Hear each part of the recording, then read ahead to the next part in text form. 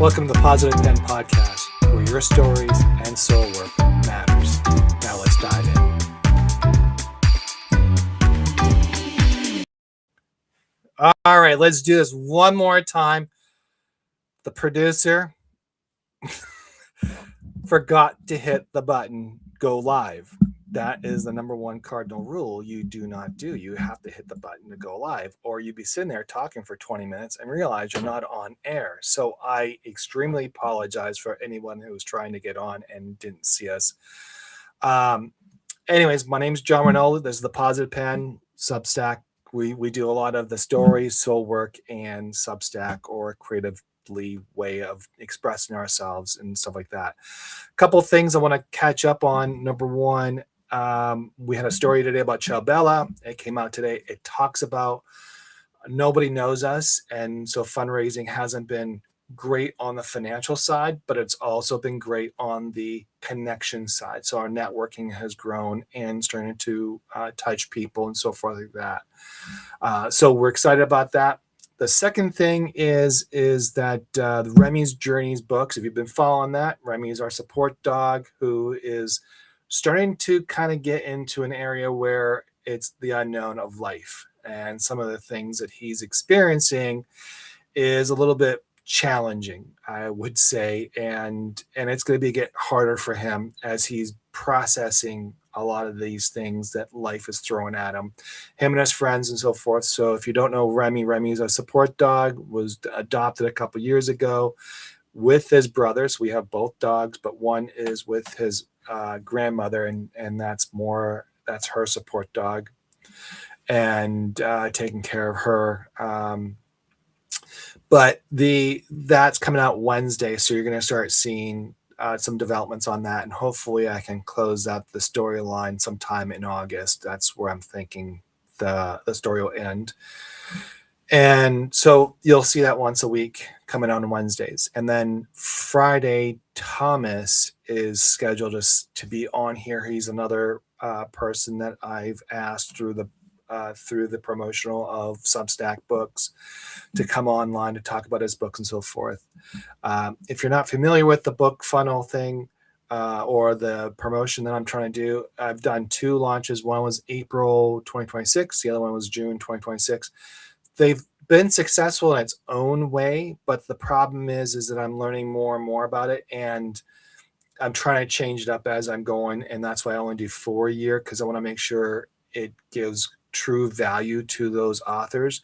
If you're not really understanding what an independent author goes, they're not pitching the stories to publishers and things like that. They're actually writing the book, put it online, and hopefully through their word of mouth and their friends and family, people will buy the book and turn around and support them that way. And unfortunately, it's a financial cost to them. There's a lot of money that they put into it, their time, their sweat equity, all that. But also, like for me, I spent like $5,000 promoting one of my books or a couple of my books just to get going. And it didn't really yield a lot. So the reason why I came up with this program was to promote authors, indie authors that are on Substack who have a Substack platform. So you can go and check them out and get a feel for them and get a sense who they are, but also support them, either buying a book or even trying to write a review on them or spread it around. The more we can do that on Substack, eventually these big publishers, if we're constantly sharing our creative talent inside of Substack and promoting them and helping them grow, we can be the dominant publishing company and an organization. I don't want to say company, but basically something that's bigger than that they can ever offer. So please, if you could, on my Substack, you can go to the library, you see it, and you can click, and then it takes you to another website, and you can go through there. There's plenty of books on there that are Substack authors. Also, I've been doing Substack, just people who haven't written a book but have really great articles. I've been publishing them on there as well. The other thing is that what was the other thing I was going to say? Oh, lost track of mine. So the idea, basically, the book library is a depository of all the people from Substack, so people can go there and check it out and buy books from there. And it's just an easier way to catalog things. And obviously, the book that's going to grow over time. The next book funnel or promotion, book promotion, will be in September. I'm starting to advertise for that, get people involved, and I'm getting a lot of interest, which I'm really excited about. So, with that said, I also want to bring in a Greg Sefa. I hope I said that right. Uh, he is someone that was the June or is the June promotional book for Substackers. And in his book, I am going to try to share it here if I can. I'll have it up while he's on. And so this is so he wrote The Real Life of Resurrection, and sorry for pronouncing incorrectly, but the idea behind it is I really wanted to talk to him about it, his story behind it, what got him to write something like that, and some of the challenges and so forth. So without further ado, hey sir, how you doing? Hey, John. Cool. So for the second time, did I make it right or did I botch your name? That's okay. It's Sefa. Sifa. Long E. Yep. Dang. Okay. Darn. I'm trying so hard to That's all right. That's all it right. seems so simple, but is there a linear to like Europe or something like that, or It where's is it? actually Sifri from Spain, actually. The original was Oh, Sifre. so free. Okay. Yeah. Oh, what part of Spain? Uh, oh, gosh. Tarbena was the village that my great grandfather was from. Okay. I'm not Oh, sure well, exactly where it's at. gotcha. So, let's talk about your book. Uh, Mhm. where did the originality comes from that? Like, where did you start with that book? Like, I mean, obviously, the Bible talks about it so much about Right. the record, about those days. How did you what brought you to that a conclusion to start writing a book about that, about life and things like that, and about Yeah. It was kind of a two-part process. One was many years ago. I had done a sermon series on the resurrection encounters after Easter, where I had kind of put them through the lens of a first-person imagination, putting yourself in the story, and what's it like to experience this and wrestle with the doubts and the confusion and the uncertainties and all those sorts of just sort of human elements that often get glossed over. yeah. But it was never really enough for a book. I kind of wanted it to be, but it never quite panned out. And then a couple of years ago, I started the process of merging two congregations together into one. And that was literally 3 months into one of those churches being their pastor. I've been at the other church for 3 years, 4 years, and then added the second church and realized within 3 months that second church was going to close within a year. It wasn't going to work. Okay. And my other one was already struggling. That's why we added the second church. And so I had to ask them basically, what if you could keep all of your ministries and your community if it just meant selling your building? And that's a pretty huge ask for a church, especially 3 months in. And I realized the kind of loss that they were facing, but I also saw seeds of new life and seeds of hope and possibility. And that was really the impetus behind this, was to say, look, there is new life possible, but it's going to require some sacrifice.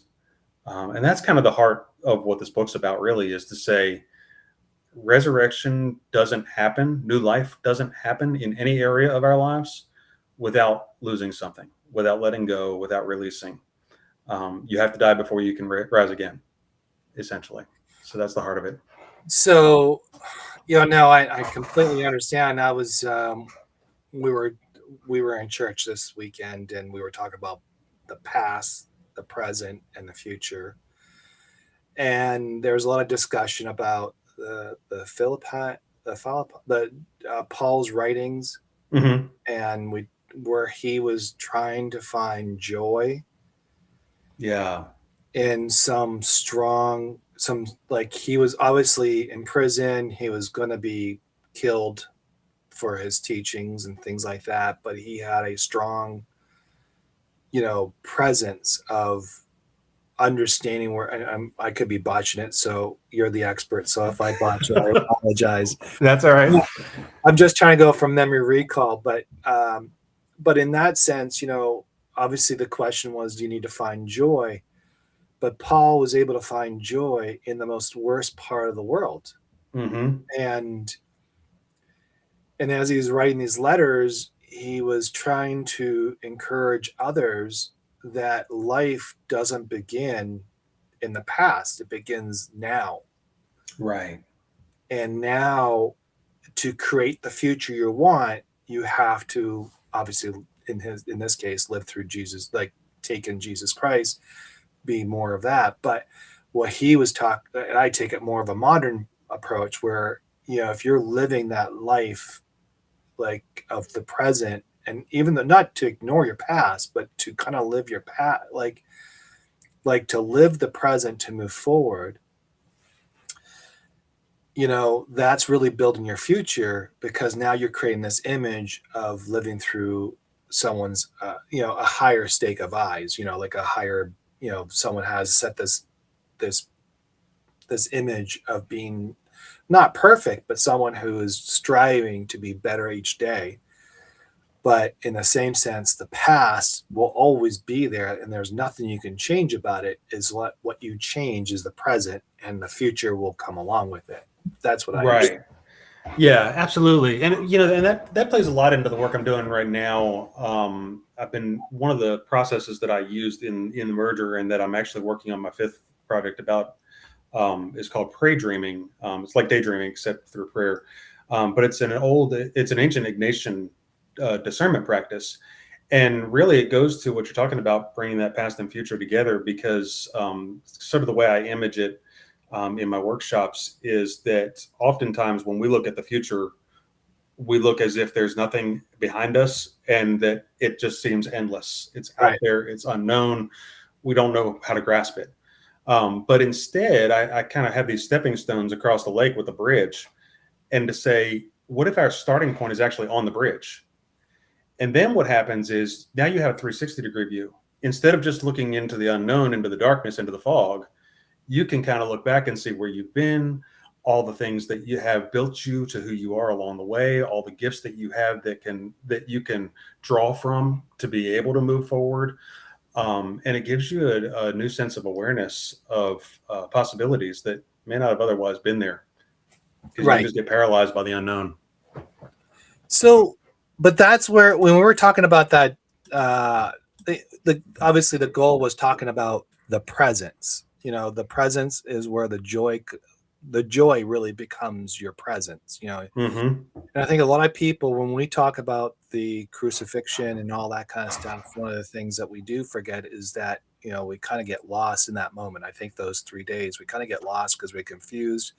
How can someone who's holy, who gets crucified, kind of dig into the story, we kind of like figure it out.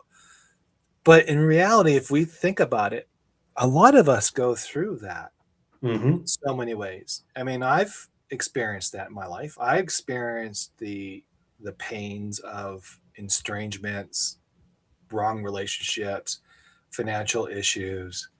You know, we all kind of go through, and then the shaming and all that kind of stuff, because that's where the past is always the shame. Like, Right. you feel shame, you're always put back in the past, and you always put yourself back there, and you can never get out of that rut, and you're always stuck there, and you're always like, ugh. But I think that's where your book comes in, is where we talk about, it's like you said, it's what happens if we start at the middle of that bridge, and say, if it's not back here, it's not there, maybe it's creating this new life that doesn't have to require a lot of the baggage that carries you all, across that bridge. Maybe you got to shed that. You have to let that go, shed it all off, to feel lighter so you could actually move across the bridge. If not, you're going to sink. Is that a that's is that something that Yeah. you're thinking about? Or I think that's yeah, absolutely. The other piece I would add to it is that it's there is a lot that you have to shed and let go of, but there's also some continuity. And I think the old cliche of throw the baby out with the bathwater kind of thing.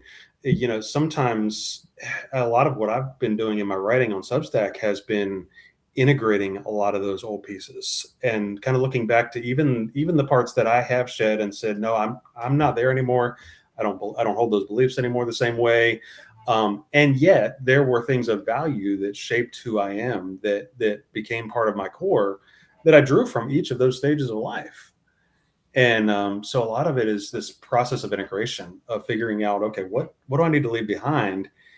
And yet, how do I do that in a way that doesn't, give up my soul? Because all that stuff did have an impact on who I am now and where I'm going.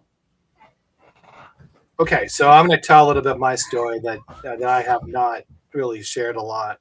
Sure. Um, I was it was about 2019. You've been reading. We talked about a little about my book about earn not get, Yes. and I told you there's part two, and you're like, really? I know. I can't imagine it getting much worse. It gets worse. I was involved with somebody, and we were engaged, and long story short, there's a lot of decisions made, and the choices that I thought were right were wrong, and but not wrong in the sense of helping shed some of the burdens that I was carrying for 7 years or 8 years or how long it was. But it was more of with the direction I was going in. It was the wrong direction because of the false pretenses of that I thought I was going. Because as most cases, you're chasing after materialistic things, or you're kind of like doing something along that line, and it's not really core driven value system. It's more like this, the materialistic stuff you're chasing it. And then what happened was 6 months later, we ended the relationship. I kind of ended up on the streets, kind of not full time, but I remember, lost, confused, shamed, hurt, angry. Oh, was I angry? um I really just wanted to end it all and just kind of go away from it all. And I just want to distance myself from everybody. I thought, well, I'll do something. And I can remember sitting there and, I wasn't, I don't know how much of a believer most people are, but, I'm sitting there talking to a homeless person because I'm thinking to myself, this is my life. Kind of like thinking, this is my future now, right? And because what my present moment is not, it's not good. But that's not true. I was in a very depressed moment in life, and I was hit rock bottom.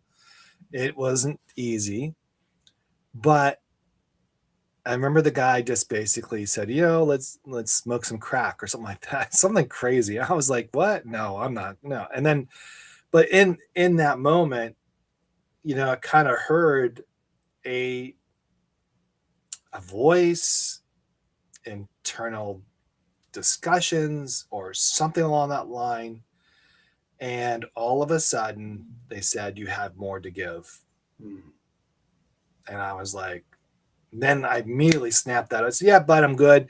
And I walked away. And I just went. I just took off. And, that's where, that's where I resonate with your book a lot, because that's really was the turning point of my life. Because Yeah. after that, and I'm just going to, because after that, what happened was I found a place to stay. It was like $30 a night or something like that at a Airbnb. And I found an artist who's there, and I went to her and I said, I want to paint one day, right? And she's like, you want to paint?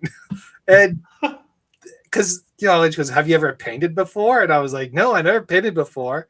And then all of a sudden she goes, okay. And then within an hour, I painted something. She goes, oh my God, like you have talent. Like, don't ever give up on this. So we painted on, and I keep painting. And that was one. The other thing I discovered, I was traveling through London and through Europe a little bit there. I was like in Paris and a couple places because I just needed a place to go away. I learned about myself more, and then when I've in that process, I started writing about stuff, just my day-to-day activity, just writing about stuff, getting to learn more. And I learned that writing was helping to heal me along that process. The painting was helping me to ground me. My painting was giving me more focus. And through all that, I learn to love peace Mm. more than anything. And I think when I think about Jesus passing on and trying to come back to life after 3 days, it almost reminds me of the peace that he brings. The moment you remember, you know how everything kind of calms down when something tragic happens, and I don't mean this to be like negative. All of a sudden, there's some goodness that's happening, Right. and it's like, wow. And that's how I felt for about Mm. 7 months. Yeah. Wow. So, Wow. so your book resonated to me, and something like that. That's where I was eager to have you on. But is that? Yeah. I mean, am I hitting like? Are we hitting the same stride here? I'm just trying to figure this. Like, Yeah, definitely. I appreciate that.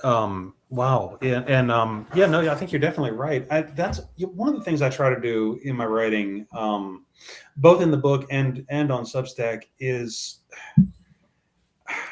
I think too often in my church experience, because I grew up in a very fundamentalist, literal kind of background that I don't hold to anymore.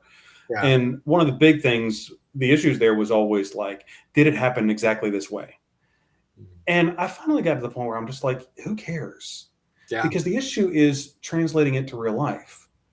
And so, exactly what you're talking about with your story that you just shared is, to me, why something like resurrection matters.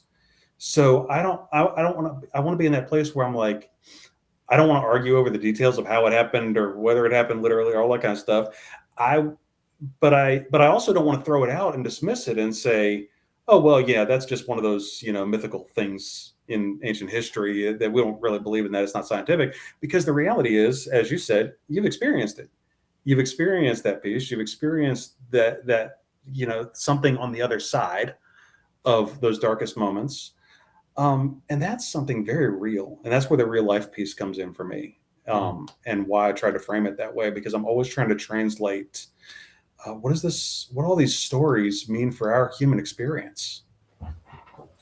Yeah. That's the tough part when you try and like if you go to the Bible and you try to relate it to today's world. I mean, I was raised Catholic, and we had the eulogy and all that kind of stuff, and it was like, okay, you're just yapping at me.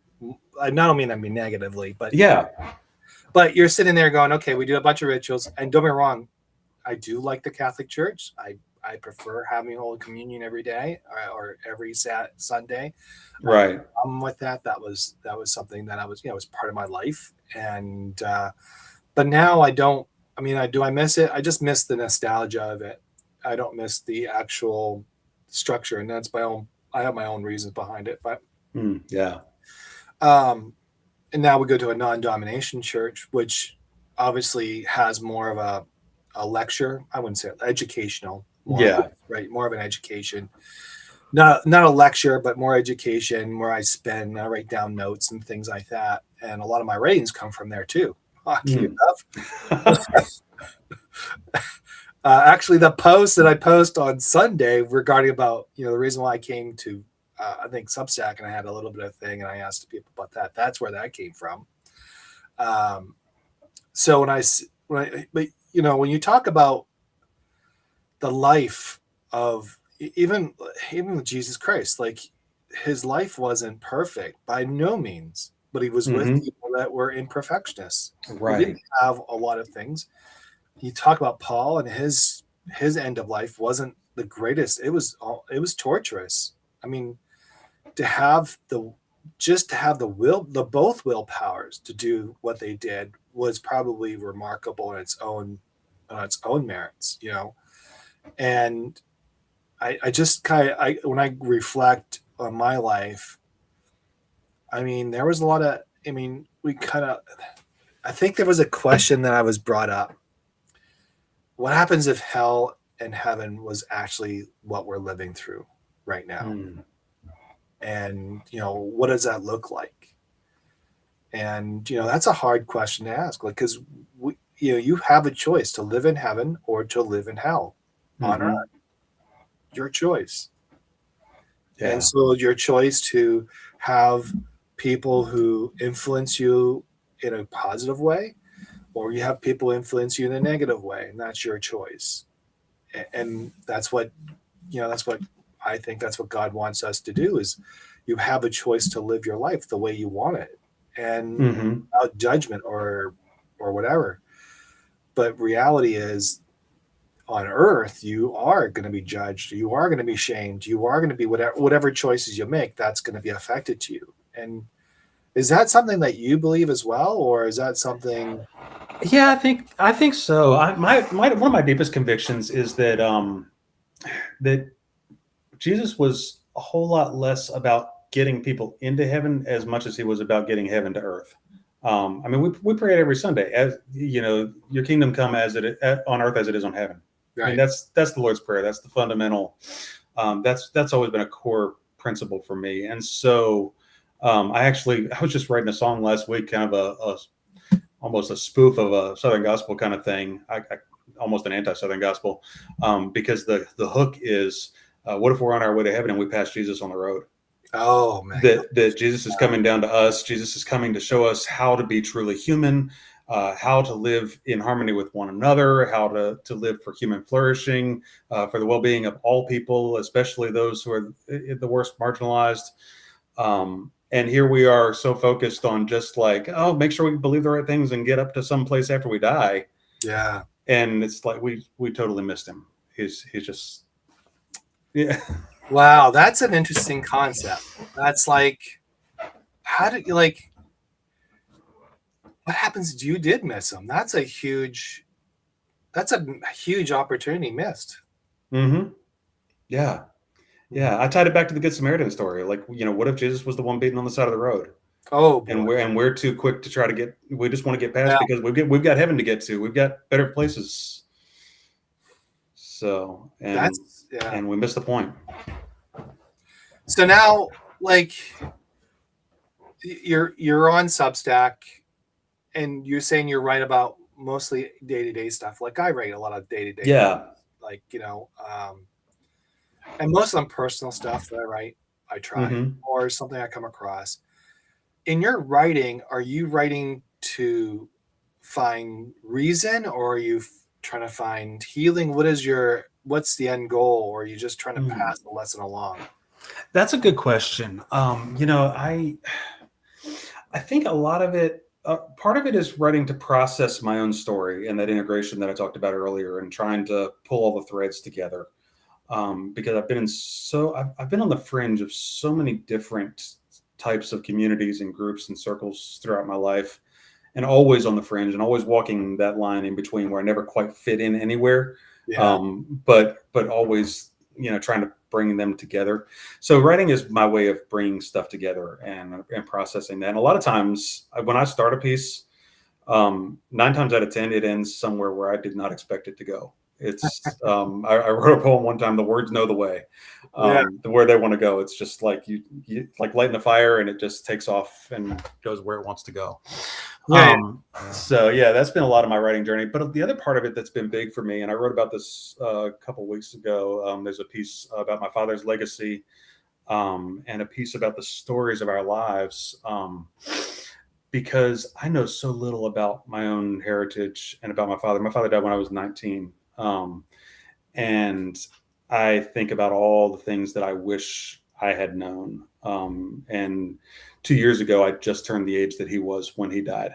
Oh, And that was really heavy for me, about that time. And that's not long before I started really writing in earnest, because I thought, you know what, I don't have the stories that I wish I had from them. I don't know what it meant for him to live out his faith. I don't know what it meant for him to be a father. I don't know any of the things that I wish that I had to internalize.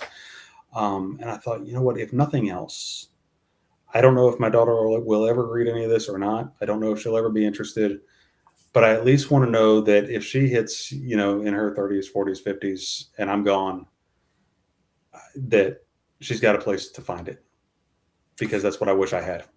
I agree. That's why I write. I mean, that's why I write earn, not given. And that's exactly why I write for my kids. I don't write for anybody else per se. That's why I don't get into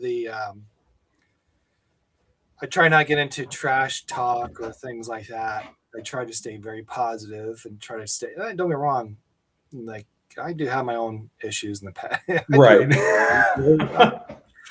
You know, but the idea is to leave them a legacy that they can, if they have the interest, they can search for me, and it's just as simple as to go and buy a book or whatever. And that's really that's my reasons. And that sounds like a lot like your reasons. And I think that's a powerful thing for a child to know that, hey, dad is still there if I really want. And it was like interesting. I was watching some old movies and some of the actors that used to be there, and that I was like, they had lived a wonderful life in so many ways. I mean, some, I'm not wrong, not all of them, but majority of them did. They were acting, they were playing, and they were all this stuff, and they also had children that had children, whatever. And it'd be like, wow, I can go see grandpa on a movie. I can go do this. Like, I was just thinking in that way. I was like, isn't that a very powerful thing to think about? Like, they left a legacy of visualization, their tone, their languages, all that stuff. And that's something, and that was a lot. So a lot of that came from the Child Bella Project was we were searching our ancestries, and that's where the legacy came. And I was trying to figure it out, and there wasn't much recording of it. Not recording of the events. I knew who the families were, but I didn't have the full stories. And I can see that being, for most fathers have that intention, because that has a lot of, because we, as fathers, I'm thinking of myself, we want to leave a legacy that we be proud of, not a legacy of like, who is this person? Right. Exactly. I mean, that's how I feel. So it is, I mean, how old is your, I don't mean to, how old is Oh, no, you're fine. You're fine. Yeah, she's 12. She's 12. Okay. Yeah. Mine are a young adult age. So Yeah, and both of her parents are pastors, so she doesn't stand a chance. So how is it? So, like, your wife's a pastor, the same church? She is. We have different churches. Yeah. About 30 minutes apart. Oh, you do? Oh, wow. So Yeah. how you got into? So our daughter goes with whoever she's not mad at that day. Is it usually with you or with the mom? She usually goes with her mom because they've got a youth group at her church. So okay. You talked about merging churches in this talk. Mm-hmm. Has it declined? Like, one of the things I think we're missing in this world, I wouldn't say faith per se, but maybe it is faith. I don't know. I'm still thinking how I would word it. But say if this was more of the spiritual part of the life, that I think society has forgotten about that part of the spiritual world. And if there's a quest for it, I don't think it's an institutionalized like a Catholic church. I think they're looking for that type of belonging in the community and feeling that sense of we're together and we help each other when we need to. And I think over the course of the years, we've kind of decentralized that, and we kind of just killed the nucleus family, killed all that. Like, we don't need all that. Everybody can be lived on their own. And the children's kind of like wonky, just from my perspective, but it's just, do you think You think that it's coming back, or is it still on its legs, or what's your read on things? I I don't think it's ever going to come back in the institutional forms that we knew from, even in my childhood in the 80s and 90s, and let alone the, 50s and 60s that everybody seems to want to get back to. That was when you look at church history, that was an aberrant time, that was very rare Yeah, across the board. And I don't know that it necessarily did us any favors in the long run, because it created this illusion where, um, this was just sort of the normal thing that you do because it's the social thing to do. It's the expectation, and we lost a lot of what it meant to really live out that faith, and build those communities, because we took them for granted for so long. We just assumed, oh well, of course we're going to have that community. It'll always be there because that's what you do on Sunday mornings. And I don't think that did us any favors, to be honest with you. I think we lost a lot of what it meant to actually be intentional about building those communities, about creating those safe space for people outside of our own little bubble. yeah, When we started becoming more transient, the families don't stay in the same place anymore. They can't. yeah, Um, so no, I don't think it's going to come back. And that doesn't really bother me. But I do think it's going to find new forms. I think it's already starting to find new forms. Some of those are digital forms. yeah. I pay attention to a podcast called Homebrewed Christianity. That's, I mean, well over 10,000.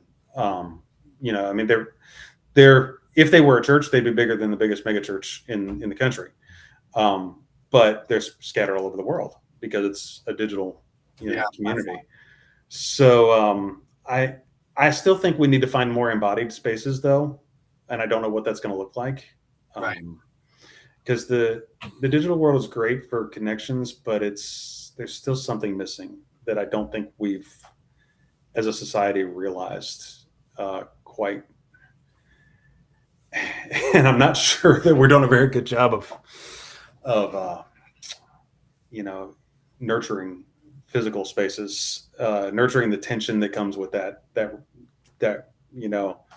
to actually be physically together, to actually have communication with people that aren't just like us, that don't already fit our algorithmically filtered version of who we want to talk to.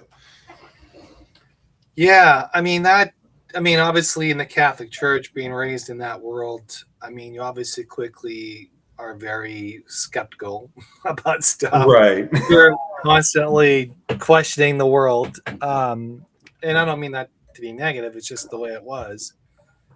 But I remember going to Catholic, and we were schooled in a sense that if we didn't Yep. do certain things, we would be, belted. And that was that Oh was yeah. in the 70s or so. So that was kind of legal. Yeah. Heck, even the schools had paddle boards at the time. So I think I don't really consider myself as a Christian person. I don't consider myself that. I consider myself more of a person that believes there is something more than just like I believe you need that spiritual person in your life Yeah. because you need something to measure yourself to. And it's not you have to be better than them or anything like that. I think there's a thing.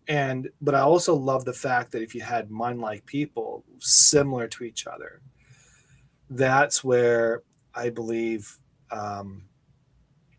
you can grow a lot of good groups of friendships and common interests and things like that help nurture the community around it. Just similar like Substack. Substack is Hmm. very similar to that, Right. but also but on a physical level, it keeps you part of the community that maybe you because it's so easy not to be part of the community. You could just live in your home, sit on the Hmm. computer, or go on TV, or walk around the neighborhood, go to the local gym, or whatever you do, or the coffee shop. You might talk to George or Henry or Lisa, whoever they are, and and you don't know anything about them. Excuse me. Yeah. You don't know anything about them. And so you don't really have an interest. I just don't know how. I mean, you talk about the physical part of things. And I think you're right. There's got to be something, but I think there's that. I think the holdup has always been, what I experienced as a kid. The Mm. fear of, oh my God. Even my kids, I was trying to in Catholic church and all that. Yep. They're scarred by their mother because the mother had anti, you know, Christian stuff attitude, which, Mm. you know, hurt them long term than any gain. So, I mean, I really don't know where it would fit in today's world. If it doesn't involve technology, I don't know how it would fit. Yeah, it's becoming more and more difficult. Although I see glimpses of it. Honestly, it's funny. My third book was about the wild goose. That's the image that I've got behind me. Yeah. It's the Holy Spirit image that they use in Ireland and in Celtic Christianity. And when I was in Ireland, I realized that because that's a lot of what the Celtic saints did was build those early communities, and they didn't intend to. A lot of them intended to go out and kind of isolate, like the monastic traditions. But Wow. these communities built around them. They just sought this out. They were hungry for it. And I thought about that when I was there, of like, where is that community now? And I saw it in Ireland in the pub culture. And I've got a chapter in my Wild Goose book actually about the pub culture being sort of the new church, as it were, because you go into a pub there, and I mean, it's like the old Cheers thing. It's everybody knows your name, nobody's a stranger, everybody buys everybody a round of drinks, you're singing together, there's this communal experience, nobody's on their phone, nobody brings a computer to the pub. I mean, that's just that would be taboo. You're there to be with your people. You have your local, and that's your space. And I couldn't help but wonder, like in that culture, did some of that carry over from that early, even though it's not Christian anymore. Right. I wonder if some of that need for that kind of community and belonging, like you talked about earlier, if that sort of carries forth, and has become enmeshed in that world.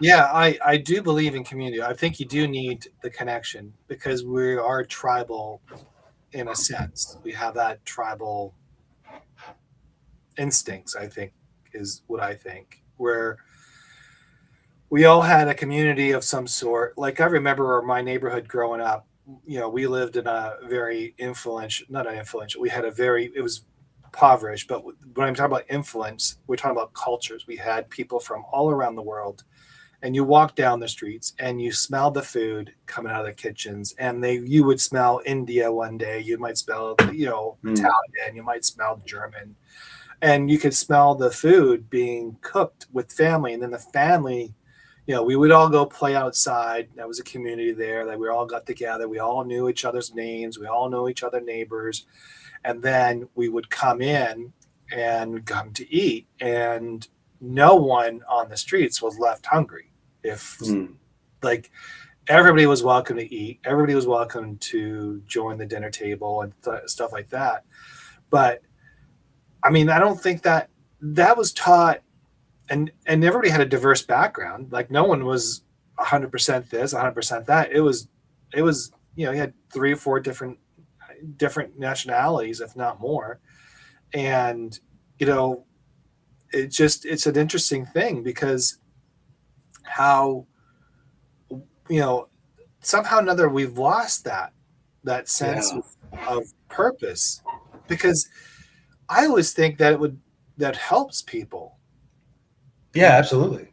rather than discourage. Like I don't know where that came from, and I don't understand why we wanted to get away from that, because that was probably one of the best things human nature could ever have, was the ability to serve each other at a very local micro level, where everybody took care of each other regardless of their diverse backgrounds. And I think that's where, and I don't know if the churches back then, the churches were not really heavily involved, not that I remember. I mean, they were involved in some things, but not like, I don't know. Yeah. I don't know how I explain it. It was like more or less of, here's Sunday school, here's church, you're done for the week. Yep. Out the Yeah. door you go. There was nothing extra other than Altar Boy, which was another story in itself. But I don't know where that. I mean, that's something that was. I think we missed that, and I think that's where these social media platforms try to create that community. But even if you meet that person in real life, you're going to have differences right away. It's not the same thing as the person next to you touching you. Yeah. Yeah, but I think we need those differences. I mean, you're right. The church has not been great about this in modern history, at least. I don't know if there was a time they were or not. Like there's pockets where it's better and worse, but the kind of community you're describing, to me, that sounds like church. That's the beloved community that Jesus formed around him. And so I don't know that it's necessarily that we wanted to get away from it as much as the systems that are driven by pretty much just profit. They don't profit off of that.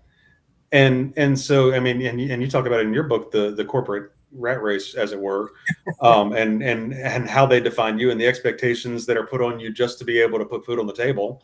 Yeah. And when you're driven that hard for so many years, for so many decades at this point, there's just nothing left to give to that kind of a community. No, it's hard.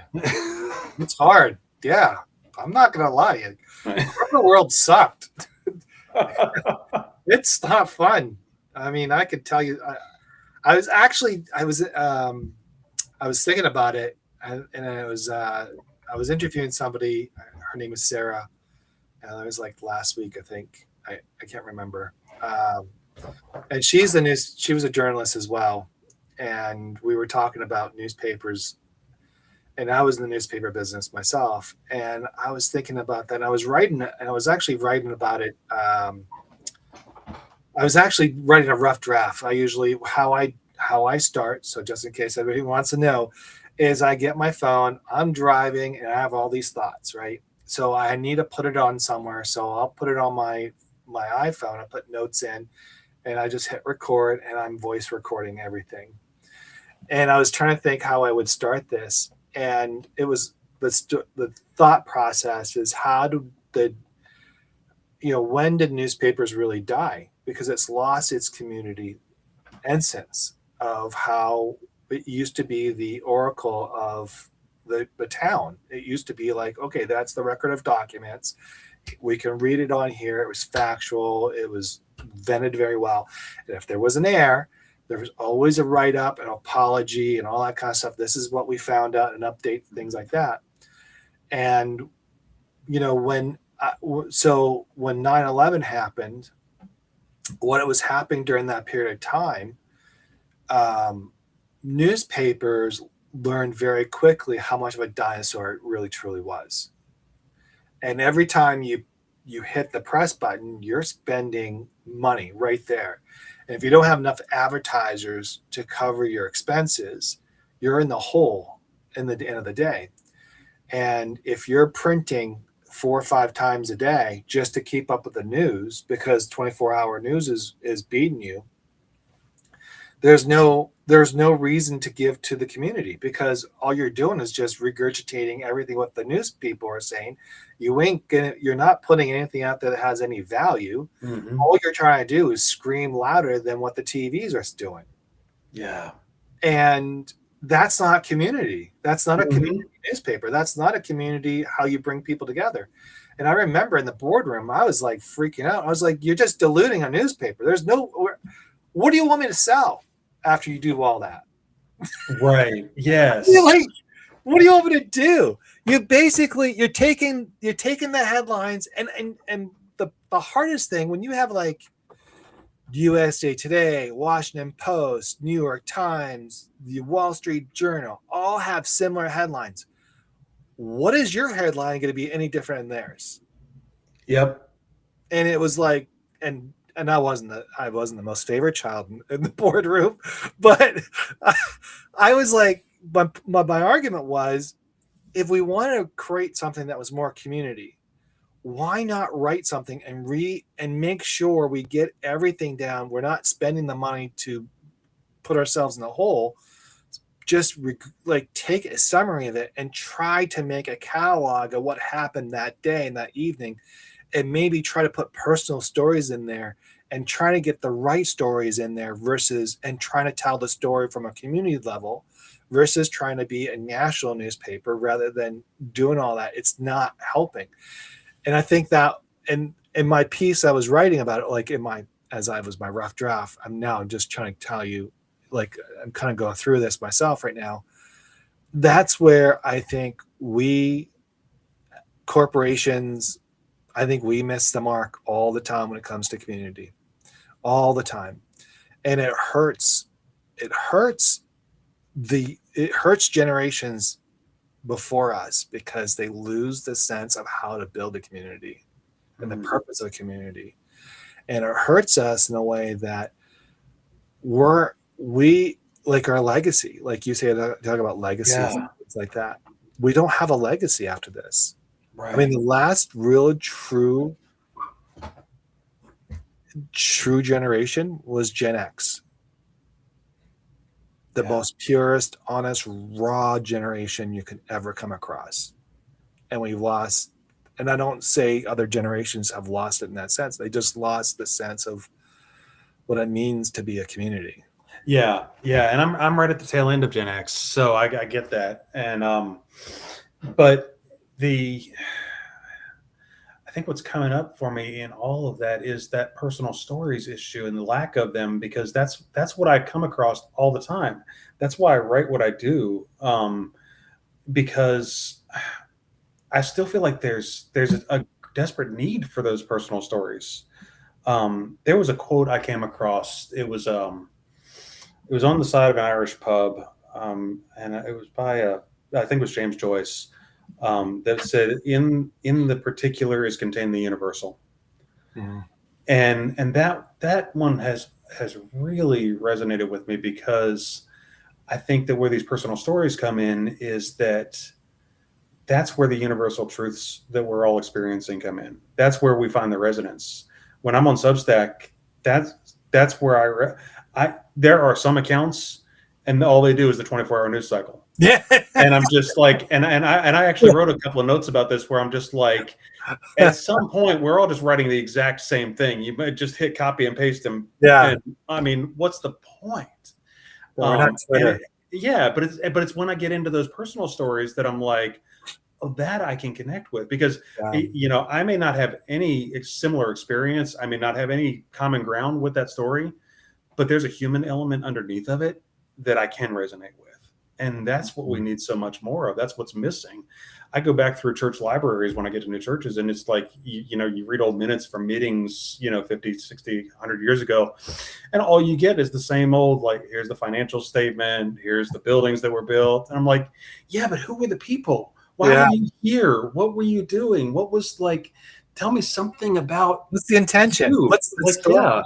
Yeah. Tell me something that matters. Yeah. And that's just, there's so much of that that's not even in the history books, let alone in our modern writings. And so I get so fed up with that online, where it's like, I'm not trying to chase the headline. Every once in a while, there'll be something that clicks that I'm like, okay, I've got to respond to that. But for the most part, I can't keep up with it. And I don't want to, because I'm trying to write things that are evergreen. Yeah. No, you're right. Exactly. Yeah, evergreen is really important. Because at the end of the day, you can go on X or Twitter, you'll call it, and you can get into the political discussion of the 24 hours.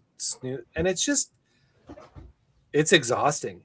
It's one of those things you just kind of go there and you go like, what the hell is going on? And, sometimes I partake, but I don't partake here on Substack because that's my sanctuary.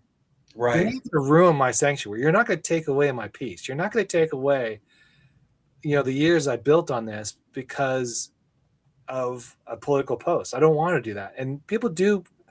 That's all they do, is they restack other people's posts and things like that. And, I do mute them, not the subscribers, but the content. I mute them because I just don't want it on my feed. I really don't want, I want no partakes in that. Not that I'm against it or for it. That's not what it is.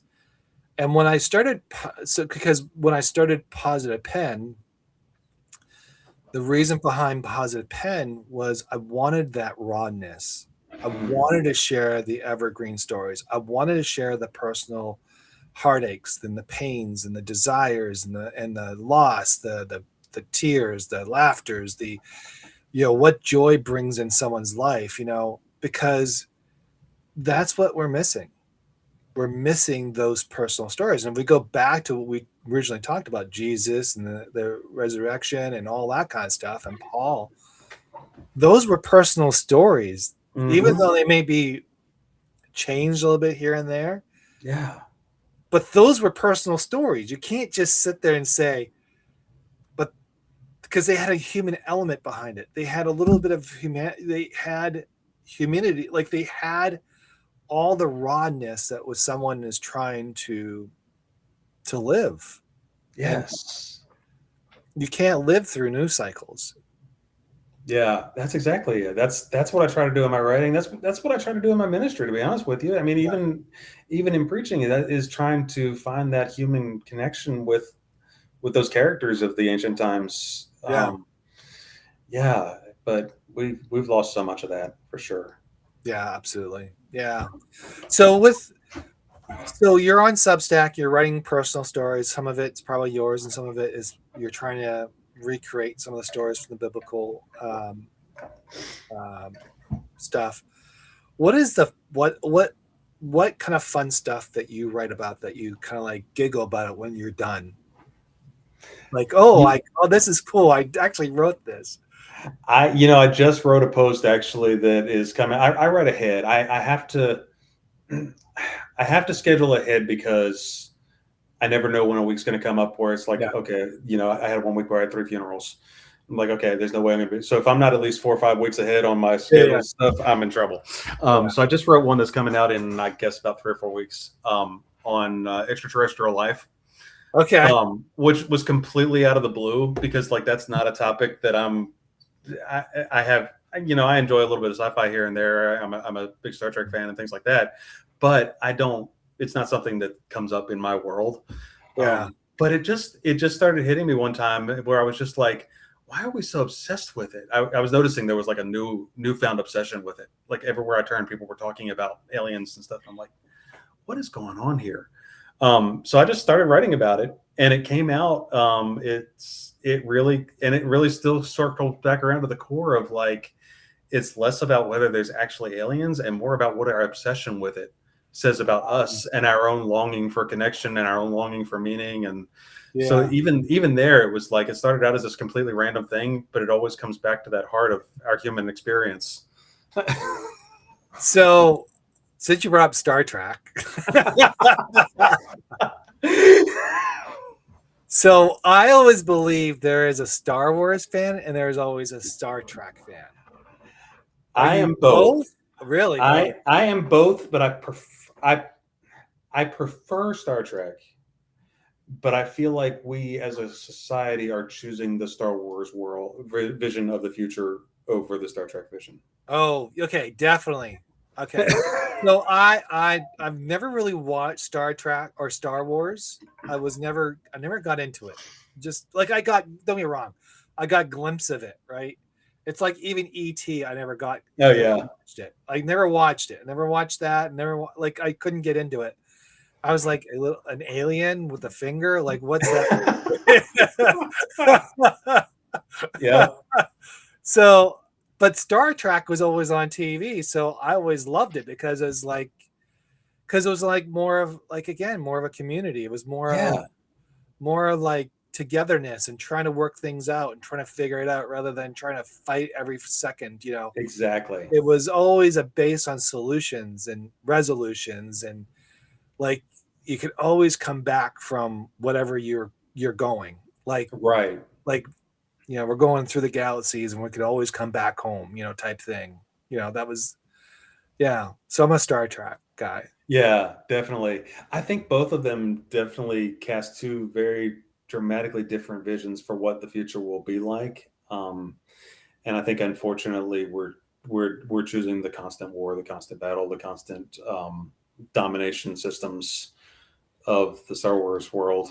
And I've they've taken on new, like, some of the newer, they do better with their animated series. And even, like, I was rewatching with my daughter Rise of the Resistance recently, which is a little animated one that was done for kids. This stuff's not for kids. They say it's for kids. It's not just for kids. But man, the political commentary, it is sharp. It was like, you could take a couple episodes of that and put it up against the daily news reports, and it looked identical. And I'm like, this is not what we need. It was hitting a little too real. Oh, yeah, yeah. I have my opinions about video games and all that kind of stuff. I think it deterred us a little bit. I think it took away some of our spirit. So Danny, I don't know if you saw the note that Danny put in. Let's see. Yeah, fear of others. Constant distraction. Absolutely. Yeah. Yeah. I like what you said, Danny, about the more uncomfortable it feels too, because that's it. That's what the algorithms do, is they keep us in a very comfortable space. Right. And that's the intent, because it keeps our attention captive to that space that is comfortable and familiar to us. But we need friction. As humans, we need friction to grow. We need difference. We need to be challenged. We need to, be able to wrestle with difference and perspectives. What if the friction is not conflict? What happens? Or it can be conflict. Let's like what if it's not violence? What happens? Oh, hey, absolutely. Yeah, that's the best kind. Like, why can't it be friction like an athlete trying to make the Olympics? Yeah, that's what it should be. Yeah, absolutely. Where you are being challenged, you're not groomed, but challenged to be better. Sharpen the edges, trying to figure yourself out. Like, why? I mean, I think we missed the mark on so much. Like I said, I go back to the analogy. What if it was an Olympic person? What does that look like as a child? Mm-hmm.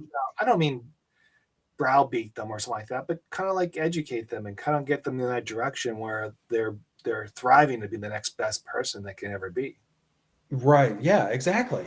I think that's exactly what we need. And I don't think we need, I don't know why it has become so violent, to be honest with you. It's just the escalation of the human condition. But I agree wholeheartedly that, and one of the things that I love about what you're doing with Positive Pen, and I see it in some athletic circles and even in some talent circles, like the stuff that I really enjoy the most are the ones where they might be competing, but they're also like really cheering each other on. Because they know, whether it's writers, whether it's entertainers, whether it's athletes, they know what it means to pour their blood, sweat, and tears into this thing, and they don't need to tear each other down to be better. I'll give you a story, and you can use it to, you'll appreciate this. So God sits at the finish line, and he says to a community of people, and they're all different. Some are athletes, some are not athletes, some are just pure, some are the old, some are the young. There's a lot of them out there. Whoever comes to the finish lines first can go to heaven. I'm being serious. Wow. So what happened was, this one guy says, he's very athletic. He bolts really, really fast to the finish line. And he says, I'm done. But then he turns around and he sees everybody helping each other, pushing them together, trying to raise the thing. And that's what God wanted. He wanted a community that lifts each other, not a community that destroy each other. Mm. And when the guy looked back, he was in shame because he didn't help anybody. Yeah. Yep. That's it. Yeah.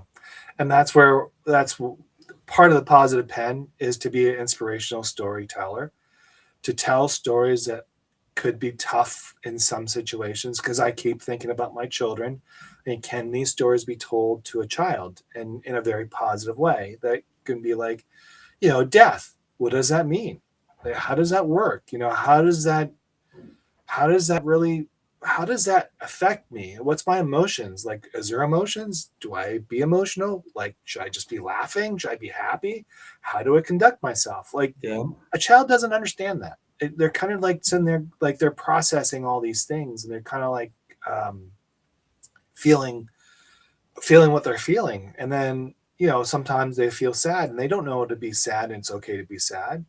A lot of our or what does it feel like to write something, and how does it feel to write? Because children aren't writing anymore. They're kind of like, yeah, we're on our tablet, we're doing whatever.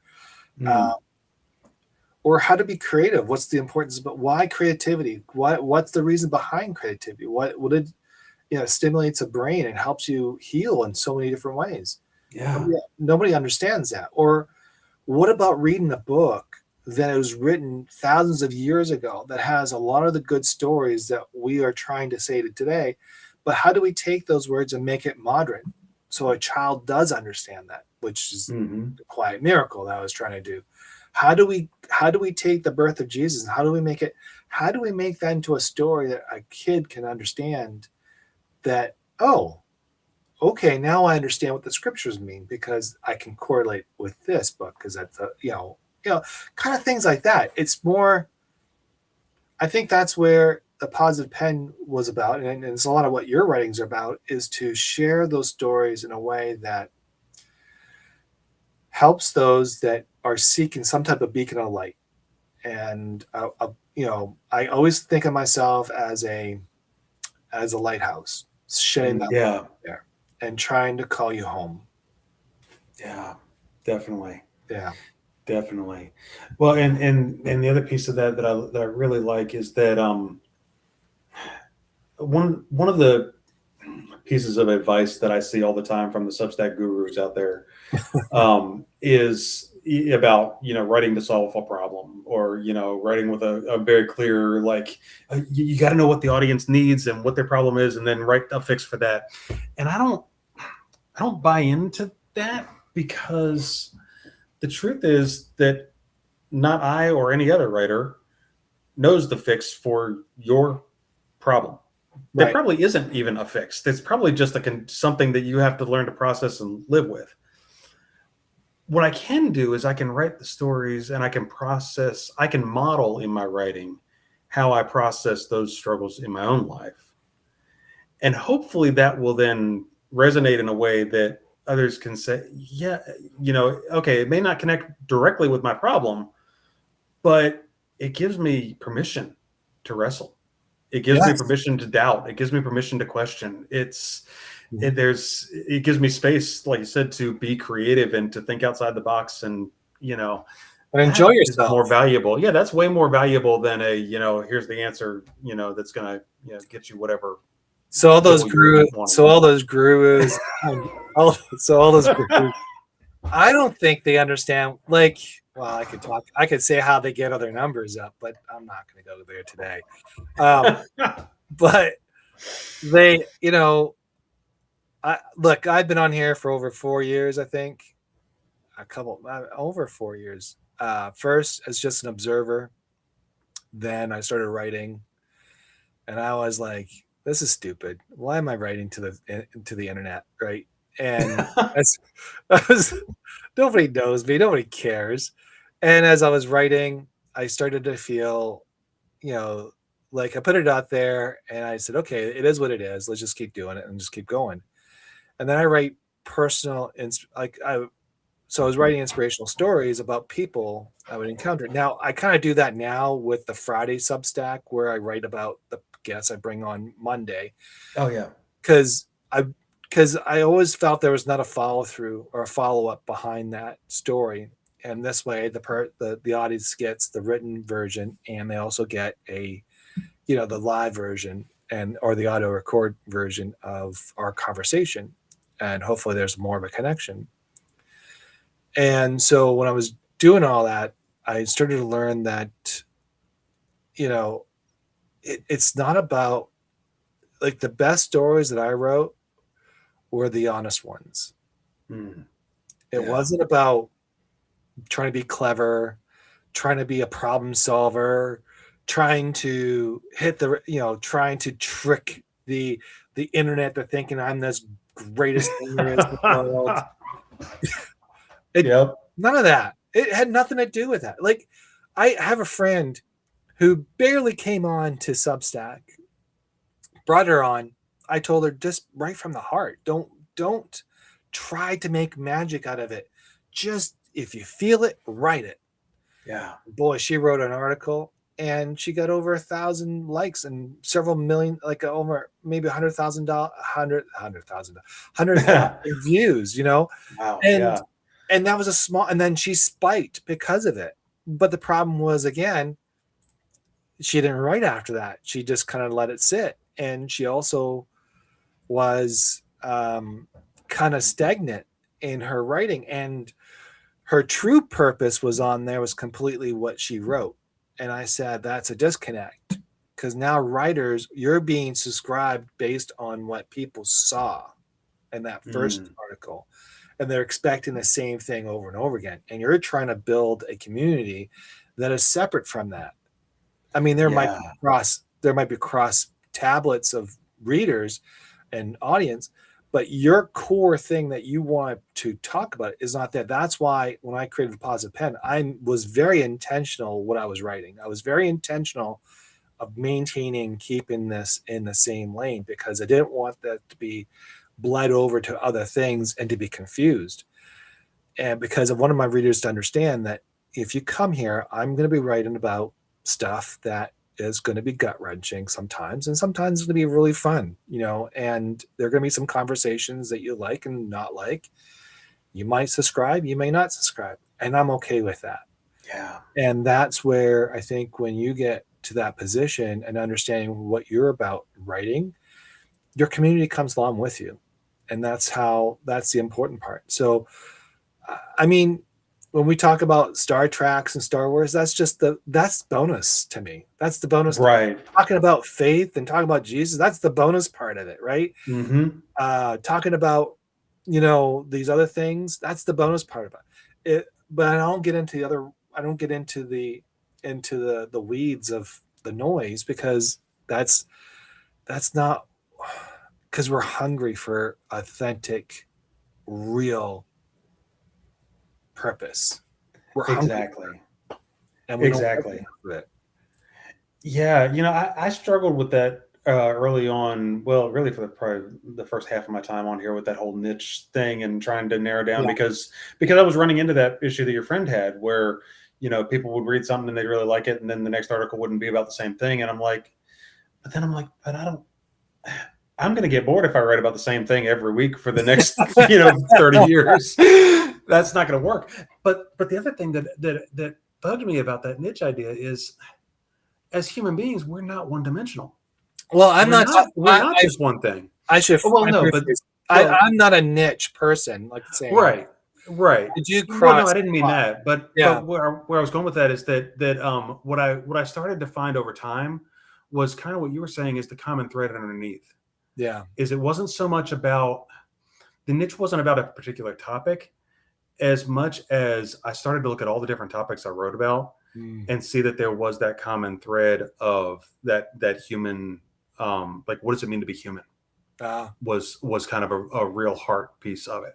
Right. So now I can be able to say, like, okay, you might read a piece about ministry in church. You might read a piece about my deconstruction journey. You might read a piece about a political issue, whatever, or about alien life. But at the end of the day, it's all going to come back to a human. What is it? Yeah, what is in us? What does it mean to live this human experience? And that's not a one-dimensional thing. So one thing that I found that helped was I actually created this page. If anybody is Substack writers out there and you don't know about pages, you can use this thing like a website.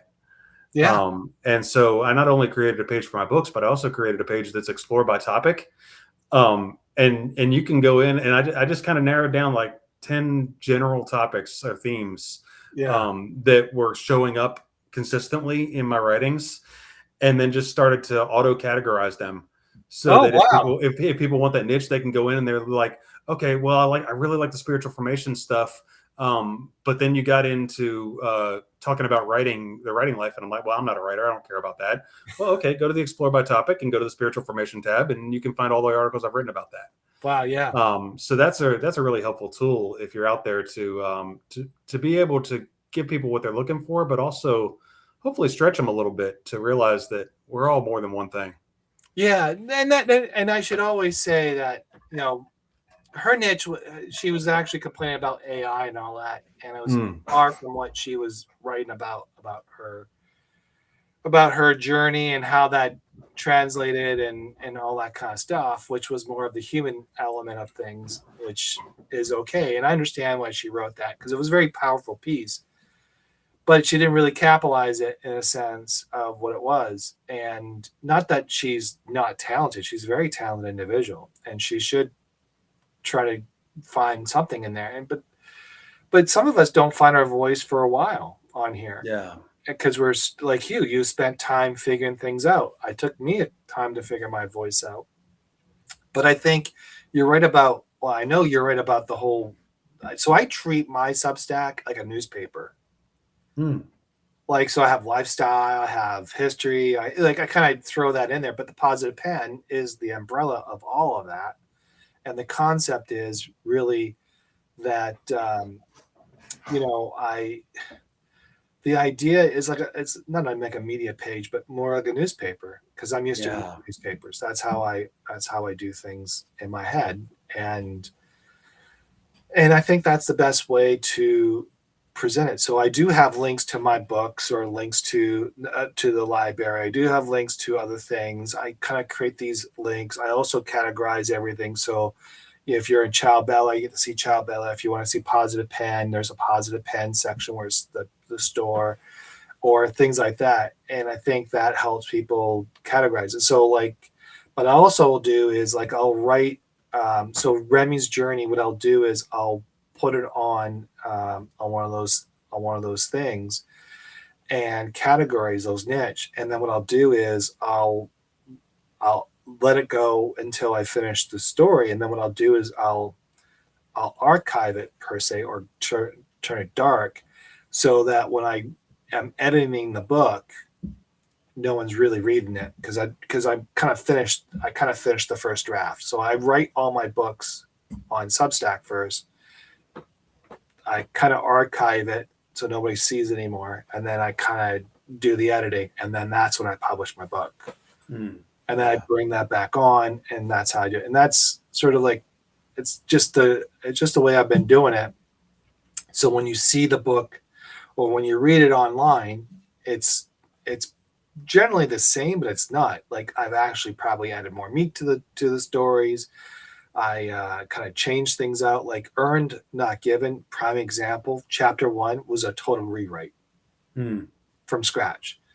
When it originally went there, it was talking about me being a newspaper boy, and someone said to me, what does it have to do with price of rice in China? So nice. What? You were a newspaper boy. I was like, heartbroken. I was like, you know what? You're right. So the whole weekend I rewrote it, day and night. I didn't stop. I just wrote it all out. So yeah.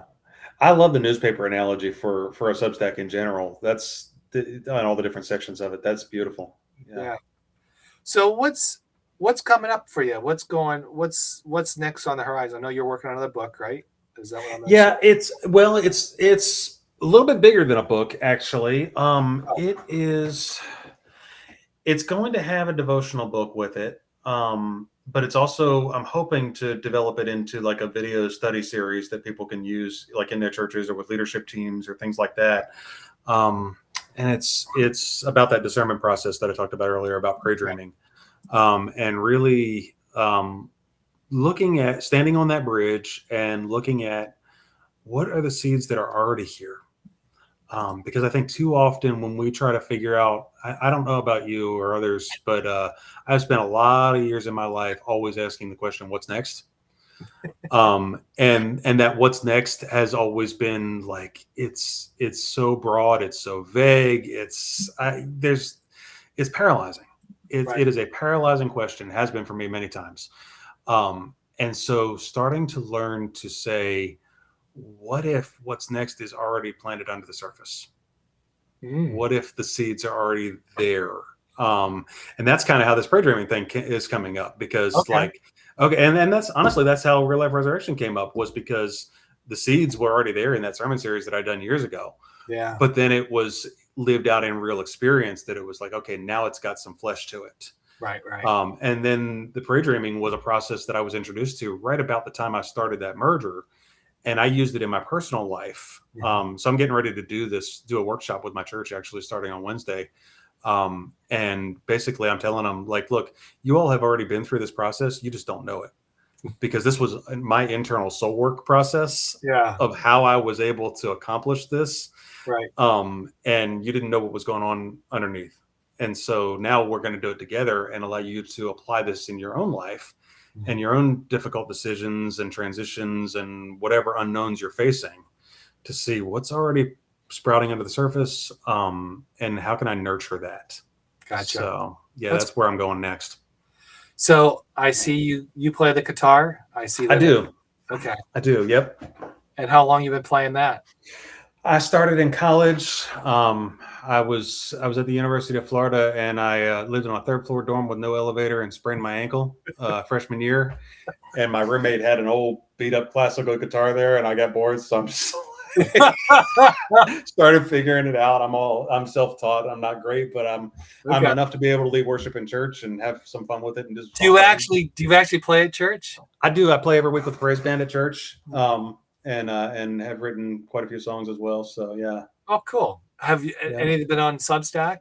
Yeah, actually, one of the subcategories on my Substack is behind the music, and it's been a few of the like the stories behind the songs. Yeah. Yeah, and I just shared the new one in the notes. I didn't put a post up about it, but the new one I was talking about earlier, about passing Jesus on the road, I just put that one up on the notes. Okay. So yeah.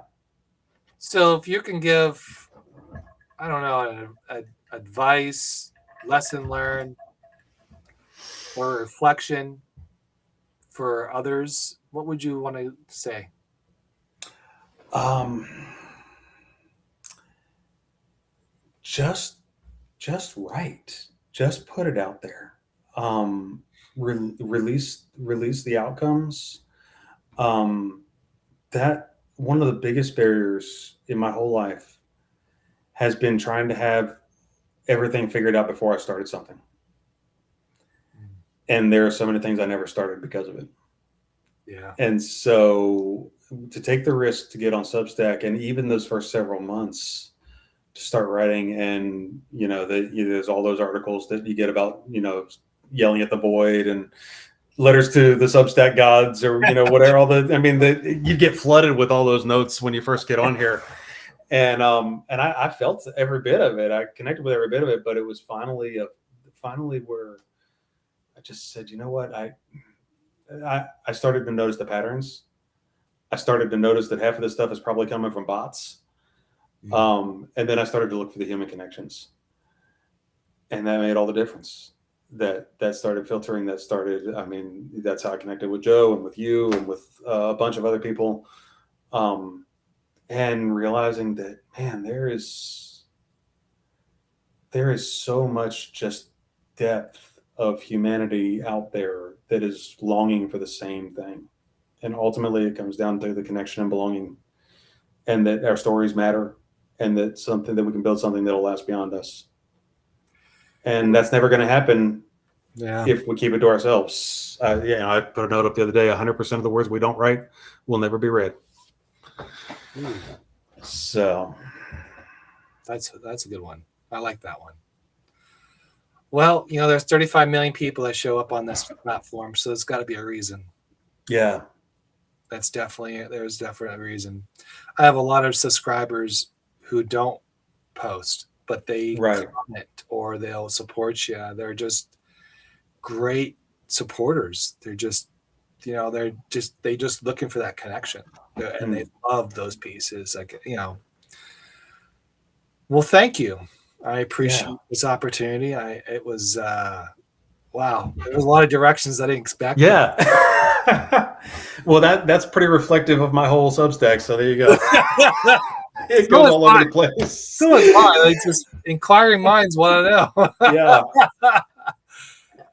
Okay, so if I've been trying to keep up my restack Saturdays, so Saturday restacks, that's hopefully come out again this Saturday. And if you have a piece at the end of the week, please put it. You see my note. I'll try to post it the night before so we can catch up, and I'll restack you and get you going. So that's the idea. And the other thing, the reason why I do this is because it helps us as a community to grow together. That's really what the intention behind that. Also, look out for Remy Wednesday, and Thomas will be out on Friday, and he'll be my next guest on Monday. I'm John Ronaldo, the Positive Pen, and you're watching Stories, Soul Work, and Substack. Craig, thank you very much. And where can they get your book? Just right now it's on Amazon, and I just put it on a 99-cent special on Kindle for the next month. So if you want it there, but yeah, I'll post that in the post article, and you'll have access to that. And in the meantime, thank you. Thank you so much.